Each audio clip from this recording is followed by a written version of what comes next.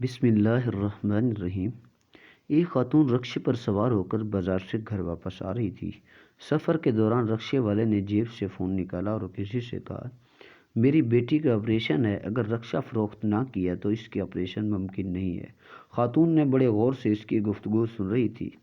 इसे रक्शे वाले पर तरस आया और किराया देते वक़्त इसने कुछ इजाफ़ी पैसे दिए। 20 दिन बाद इत्तेफ़ाक से वो खातून इसी रक्शे पर दोबारा सवार हुई।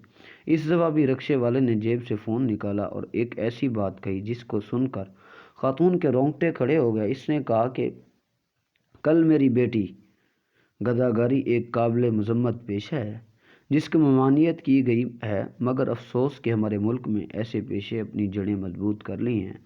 अब गली गली शहर शहर गदागरी ही नज़र आएंगे। काश कि ऐसा होता कि लेकिन मेरे लिहाज से हमारे मुल्क के पाकिस्तान में सबसे ज़्यादा गदागर पाए जाते हैं। मैं अपनी ज़िंदगी के कुछ ऐसे वाक़यात आपसे शेयर करने जा रहा हूँ ताकि आपको पता चल सके कि लोग आजकल किस तरह सादा से लोगों को लूट रहे हैं, इनको बेवकूफ़ बना रहे हैं। कुछ माह पहले मैं बाज़ार से घर आ रही थी। एक रक्शे वाले के फ़ोन की घंटी बजी तो इसने जेब से फ़ोन निकाला और कहने लगा, यार कल मेरी बेटी का ऑपरेशन है, अगर रक्षा फ़रोख्त ना कर सका तो मुझे नहीं लगता कि इसका ऑपरेशन हो पाएगा। मैं बहुत मजबूर हूँ, मुझे कुछ समझ नहीं आ रही कि मैं क्या करूँ। एक तरफ मेरी मासूम बेटी है जबकि दूसरी तरफ मेरा रक्षा है जिससे मेरे घर का सारा सर्किट चल रहा है। अगर मैं रक्षा बेच देता हूँ तो कमाई करना बहुत मुश्किल हो जाएगा। इन्हीं बातों के दरमियान इसकी आंखों से आंसू जारी हो गए। मैं पीछे मिरर से इसको रोता हुआ वाज़े तौर पर देख सकती थी। इसकी तमाम गुफ्तगू मुझे सुनाई दे रही थी। दोस्त ने इससे पूछा कि ऑपरेशन कहाँ है। इस पर रक्शे वाले ने बताया कि मुल्तान में बेटी के जिगर का ऑपरेशन है। 15 दिन के अंदर अंदर ये ऑपरेशन करना पड़ेगा वरना मेरी बेटी नहीं बचेगी। सब दोस्तों से रिश्तेदारों से मैंने पैसे मांगे मगर कोई पैसे नहीं दे रहा। मैं अपने मोटरसाइकिल पर भी फ़रोख्त करना है, अभी पैसे पूरे नहीं हो रहे। अब मजबूरन मुझे रक्षा फ़रोख्त करना पड़ेगा। इसके गुफ्तगू सुनकर मेरे दिल में रहम आया। रहम के जज्बात जाग उठे। मुझे इस आदमी पर तरस आया और घर पर उतरते वक़्त मैंने किराए के अलावा इसे 200 रुपये से एक्स्ट्रा दिए ताकि इसकी कुछ मदद हो सके। घर जाकर मैं बहुत मुतमईन थी, आज मैंने नेकी का काम किया है। काफ़ी दिनों बाद मुझे दोबारा किसी शॉपिंग के सिलसिले में बाज़ार जाना पड़ा। मैंने रक्षा किराए पर लिया, बाज़ार रवाना हुई। मैंने इसी बात पर ध्यान नहीं दिया कि रक्षा कौन ड्राइव कर रहा है, लेकिन एक ऐसी आवाज़ और लहजे ने मुझे अपनी तरफ राग़िब किया। जब रक्शे वाले ने कहा, मेरी बेटी का ऑपरेशन है, मैं अपनी बेटी से मोहब्बत करता हूँ, अब मुझे बेटी के ऑपरेशन की वजह से रक्षा फ़रोख्त करना पड़ेगा। मैं सोच में पड़ गई कि ये अल्फाज तो मैंने बहुत पहले सुने थे और वो आदमी इसी अंदाज से वही बातें कर रहा था। जब मैंने शीशे से इसका चेहरा देखा तो वो वही था। मैं फ़ौरन समझ गई ये आदमी धोखेबाज फ्रॉडी है। दिल तो कर रहा था कि अभी इसी वक्त इसको बेइज्जत करूं, लेकिन फिर मैंने सोचा कि ख़ामख़ाह तमाशा बनेगा। मैं एक औरत हूँ और बीच बाज़ार में लड़ाई का भी खदशा है, लिहाजा मैं चुप रही। लेकिन इस वक्त रक्शे में मज़ीद सफ़र करना मेरे लिए मुमकिन नहीं था। मैं इसे रक्षा रोकने का कहा, मुनासिब किराया दिया और किसी दूसरे रक्शे पर बाज़ार गई। मैं बाज़ार में 2 घंटे शॉपिंग की। इसके बाद घर वापस जाने लगी तो देखा कि एक जगह लोगों का हजूम था। किसी ने पूछा कि बताया कि लोग एक रक्शे वाले को बुरी तरह मार रहे हैं और रक्शे से उतर कर देखा तो कुछ लोग इस रक्शे वाले को बुरी तरह मार रहे थे। मैंने पूछा, भाई इसको क्यों मार रहे हो? इनके बकौल हमने कई दफ़ा इसे देखा है कि ये फेक फ़ोन करके लोगों को बेवकूफ़ बना रहा होता है, मजलूम बनने की नाकाम कोशिश करता है और आज तो इसने हद ही कर दी। एक बुजुर्ग ने किराया देने के लिए जेब में हाथ डाला। काफ़ी सारे नोट इसके हाथों में थे तो इसने इस किराए के पैसे निकालना ही लगा था कि वो सारे पैसे बुजुर्ग के हाथ से छीना और भागने निकला। कुछ नौजवान ये सारा माजरा देख रहे थे। बुजुर्ग के शोर मचाने पर उन्होंने रक्शे के पीछे बैग भगाया। बाइक भगाने के बाद थोड़ी ही देर बाद उन्होंने इसे पकड़ लिया और इसे मारा है। मुझे ये सुनकर बहुत हैरत हुई। मैं हैरान हुई कि लोग किस तरह दूसरों के लोगों को लूटने की कोशिश कर रहे हैं। वो मेहनत मजदूरी क्यों नहीं करते और अल्लाह की तकसीम पर राज़ी क्यों नहीं होते? अल्लाह ताला ने किसी के हिस्से में कम रिस्क लिखा है तो किसी के हिस्से में ज़्यादा रिस्क लिखा है। साथ साथ मेहनत और मुशक्क़त भी मशरूत है। اسی طرح ایک اور واقعہ جس نے مجھے حیران کیا، بقرہ عید کے موقع پر جب ہم نے اپنا بکرا ذبح کیا تو امی نے سارا گوشت ایک بڑے سے تھال میں رکھوا کر اور جو لوگ بھی مانگنے والے تھے امی تھال میں ان گوشت کو دے رہی تھی، میں بھی امی کی مدد کر رہی تھی۔ بقرہ عید ایک ایسا موقع ہوتا ہے کہ کسی کو بھی خالی ہاتھ بھیجنا مناسب نہیں لگتا، اس لیے امی کی کوشش کر رہی تھی کہ جو بھی گوشت لینے آتا تو امی خالی ہاتھ نہ جانے دیتی، مگر ہماری یہی کوشش تھی کہ غربا اور مساکین اور مستحقین لوگوں تک ہی گوشت پہنچ سکے، کیونکہ قربانی کا مقصد ہی یہی ہوتا ہے کہ اپنے فریزر کو نہیں بھرنے بلکہ غریب، مسکین اور لوگوں میں گوشت اور خوشیاں تقسیم کرنا ہے۔ تھوڑی دیر بعد ہمارے دروازے پر دستک ہوئی۔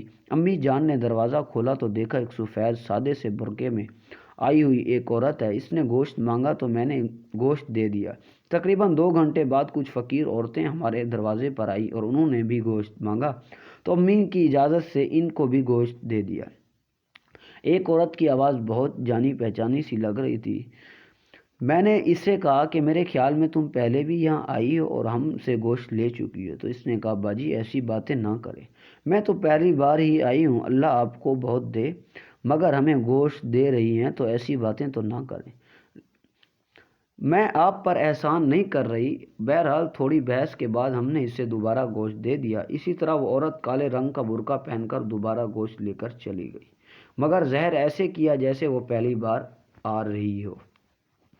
گوشت تھا تو ان لوگوں کے لیے، مگر بار بار اپنے بھیس بدل کر ہی گھر سے بار بار گوشت لینا مناسب نہیں لگتا۔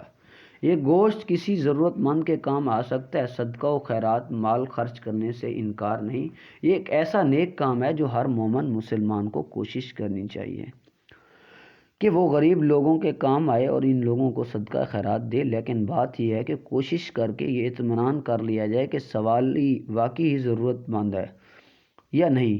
ایسے لوگوں کی مدد کر کے خوشی بھی ہوتی ہے اور بعض دفعہ ثواب بھی ملے گا۔ اسی طرح میری ایک کزن کی شادی کا واقعہ بھی بہت عجیب ہے کہ جو آپ کو حیران کر دے گا۔ میرے تایا جان کی کوشش تھی کہ اس کی بیٹی کا رشتہ ایک ایسے گھر میں ہو جو لوگ کھاتے ہیں پیتے ہوں، تاکہ اس کی بیٹی کو مالی طور پر کسی قسم کی مشکلات کا سامنا نہ ہو۔ اس کی وجہ یہ تھی کہ اس کی پہلی 2 بیٹیاں جن کے گھر میں شادی ہوئی تھی وہ کافی غریب لوگ تھے۔ اب جب وہ بیٹیوں کو مشکل میں دیکھتے تو غریب کی زندگی میں دیکھتے تو ان کو بہت افسوس ہوتا کہ ان کی سب سے چھوٹی بیٹی تو میرے تایا نے جلد میں ہی اس کی کسی بھی جگہ رشتہ طے نہ کیا بلکہ سوچ میں سمجھ کر کچھ دیر میں ہی رشتہ طے کیا تاکہ اچھا لڑکا اور مڈل کلاس فیملی مل جائے۔ 1 سال کی تاخیر کے بعد آخرکار میری کزن کا ایک ایسا گھر میں رشتہ طے ہوا جو کھاتے پیتے اور اچھے خاندان سے تھے۔ لڑکا اپنا بزنس تھا، وہ کسی کمپنی میں کام کرتا تھا، شکل و صورت کے لحاظ سے بھی وہ لڑکا کافی اچھا تھا۔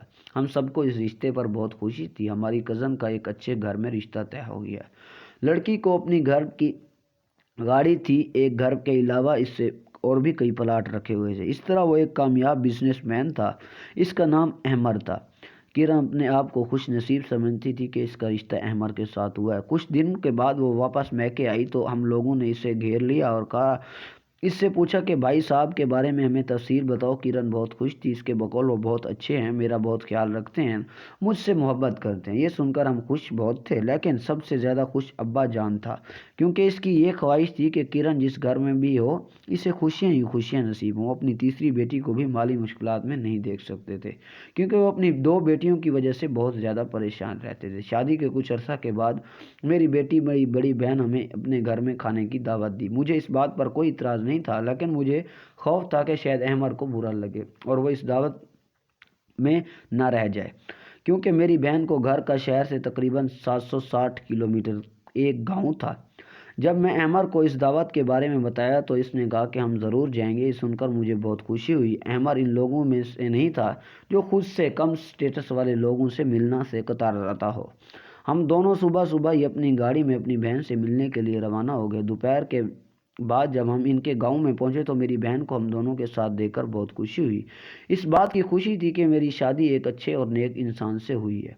جب ہم اپنی بہن کے گھر میں داخل ہوئے تو ایک ایسا واقعہ جس نے ہمیں سوچنے پر مجبور کر دیا کہ میں حیران تھی اور ساتھ ساتھ پریشان بھی تھی۔ گھر داخل ہونے سے پہلے ہی گلی میں ایک خاتون نے احمر کو دیکھا، خوف سے چیخنے لگی۔ وہ عورت قوت گواہی سے محروم تھی، وہ احمر کی طرف اشارہ کر کے روتی رہی، پھر خوف کی وجہ سے بے ہوش ہو گئی۔ میری بہن نے جب شور سنا تو گلی میں اور ہم دونوں کو گھر میں داخل ہونے کا اشارہ کیا۔ میری بہن کا گھر غربت کا نقشہ بیان کر رہا تھا۔ وہ کچے مکان اور ٹوٹی پھوٹی دیواریں تھیں، لیکن وہ جتنی غریب تھی، اس کا شوہر جتنا غریب تھا، دونوں دل کے اتنے ہی امیر تھے۔ انہوں نے ہماری خدمت میں کسی قسم کی کمی نہ چھوڑی۔ میں نے نوٹ کیا کہ احمر کے چہرے کا رنگ اڑا سا نظر آ رہا تھا۔ وہ مسلسل پریشان تھا اور کسی سوچوں میں گم تھا۔ جیسے ہی کھانا ختم ہوا تو احمر نے مجھے جانے کا اشارہ کیا۔ میری بہن نے کہا، اتنی جلدی آپ لوگوں کیسے جا سکتے ہیں؟ ابھی ہی آئے ہیں، تھوڑی سی باتیں ہو جائیں اور چائے بناتی ہوں۔ مگر احمر نے معذرت کرتے ہوئے کہا کہ مجھے ابھی واپس جانا چاہیے، مجھے کال پر بلایا گیا ہے۔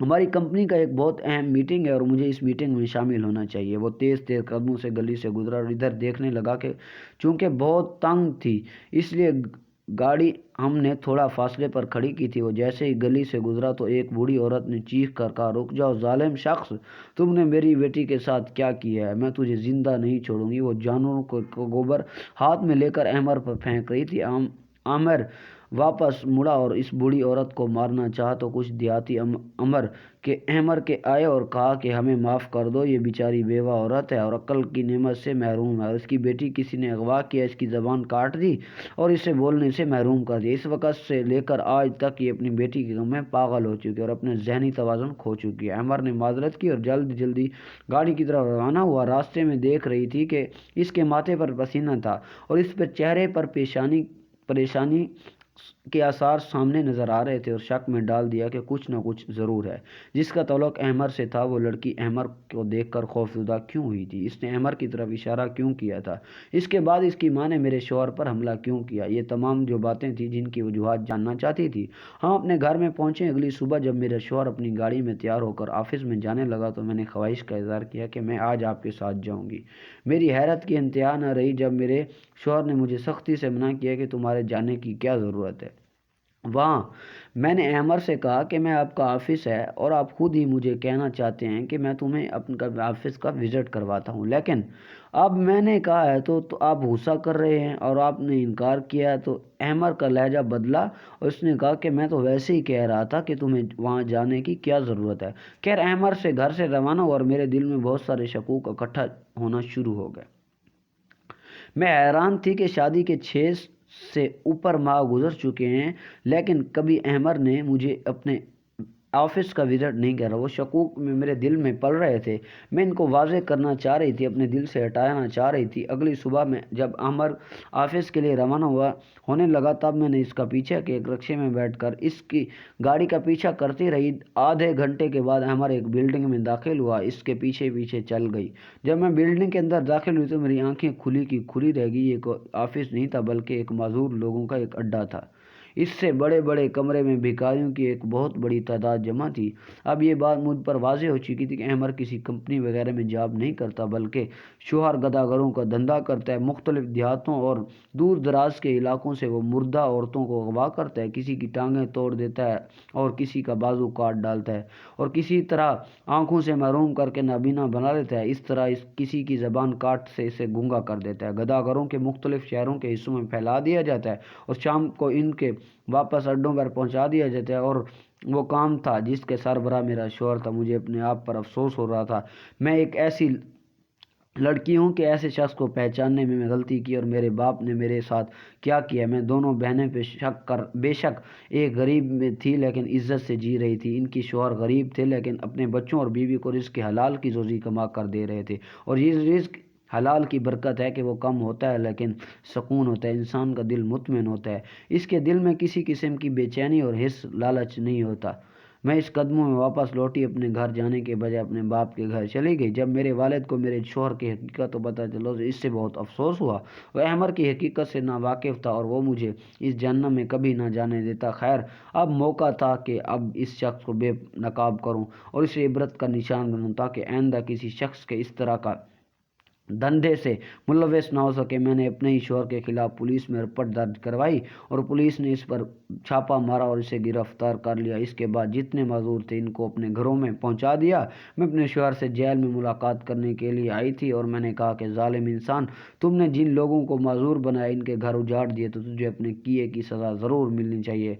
और मुझे वो कहने लगा कि मैं कुछ अर्से बाद जेल से वापस आ जाऊंगा और इसके बाद तुझे ज़िंदा नहीं छोड़ूंगा। तुम जान भी नहीं सकती कि तुमने कितनी बड़ी गलती की है मुझसे पंगा लेकर। मैं इससे किसी धमकी में ना आई और कानूनी कार्रवाई जारी रखी किसी ऐसे जालिम शख्स के खिलाफ जो दौलत की हिवस में इस कदर गिर गया कि उन्होंने इंसानों का शिकार किया अपने मफादात और माल के दौलत की चाह में। मैं माजूर बनाना आया और ज़िंदगी तबाह कर दी और अब सलाखों के पीछे अपनी ज़िंदगी के बाकी दिन गुजार रहा है। और मैंने अपनी ज़िंदगी का नया आगाज़ किया, एक नई उम्मीद और नए वल्वले के साथ अपनी जदोजहद को जारी रखा।